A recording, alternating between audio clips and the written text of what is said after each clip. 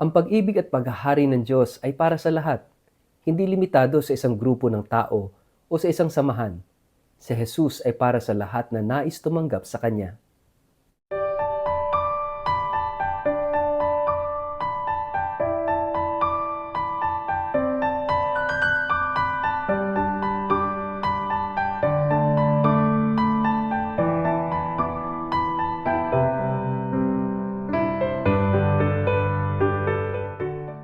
Ang mabuting balita ng Panginoon ayon kay San Lucas. Si Jesus ay umalis sa sinagoga at nagpunta sa bahay ni Simon.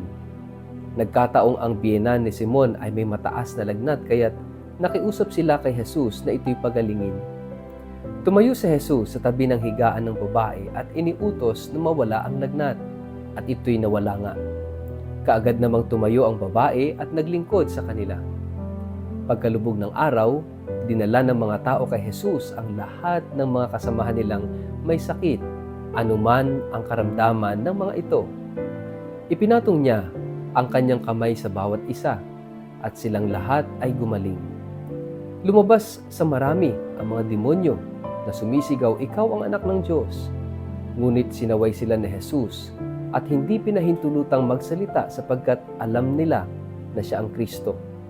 Nang mag-uumaga na, umalis si Jesus at nagpunta sa isang ilang na puok. Hinanap siya ng mga tao at nang matagpuan, ay pinakiusapang huwag muna siyang umalis.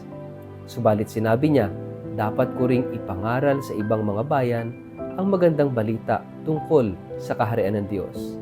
Sapagkat ito ang dahilan kaya ako isinugo. At nagpatuloy siya ng pangangaral sa mga sinagoga sa buong Judea.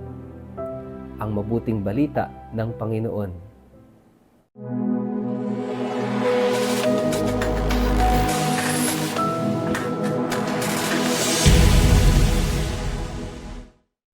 Mapagpalang araw po sa inyong lahat. Kumusta po kayo?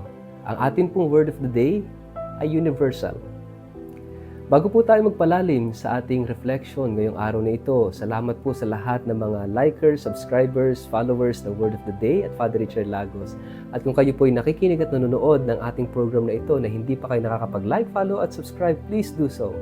At pakishare ang video ito sa inyong kapamilya, kamag-anak, kaibigan at mga kakilala sa social media para sama-sama po tayo na maging media evangelizers at online missionaries na nagpapalaganap ng salita ng Diyos sa mundo ng social media. Mga kapatid, ang pag-ibig ng Diyos ay para sa lahat. Si Jesus ay para sa lahat ng nais tumanggap sa Kanya. Kaya nga, hindi monopolize ng Christianity si Jesus. Even non-Christians are welcome to accept Christ. Everyone, everybody ay dapat at bukas para tanggapin si Jesus. And that's why this is what the term universal or Catholic is all about. Catholic means universal. Universal means for all. Because the love of God, the kingdom of God, is for all. Para sa lahat.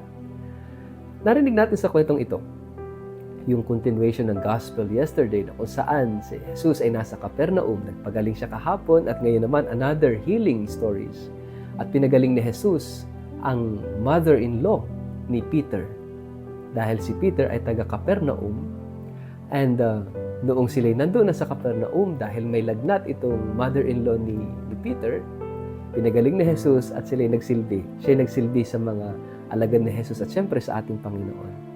At ang mabalitaan ng mga tao, they brought people who are sick and who are possessed with evil spirits. At lahat sila ay pinagaling, ginamot ng ating Panginoon.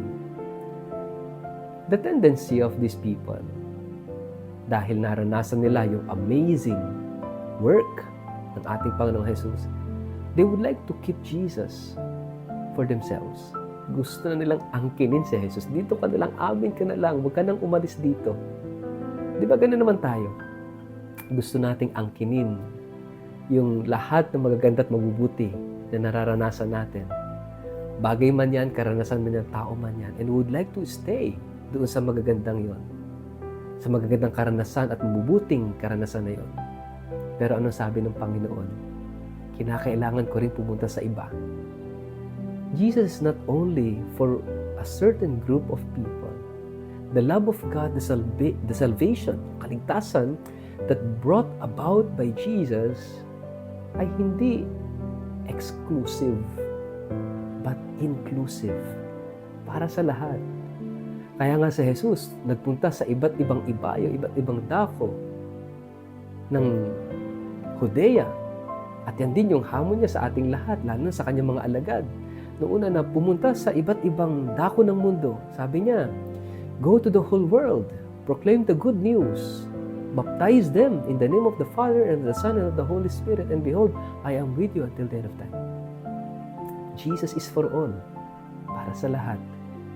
Kaya nga mga kapatid, if you feel like you do not belong, think again.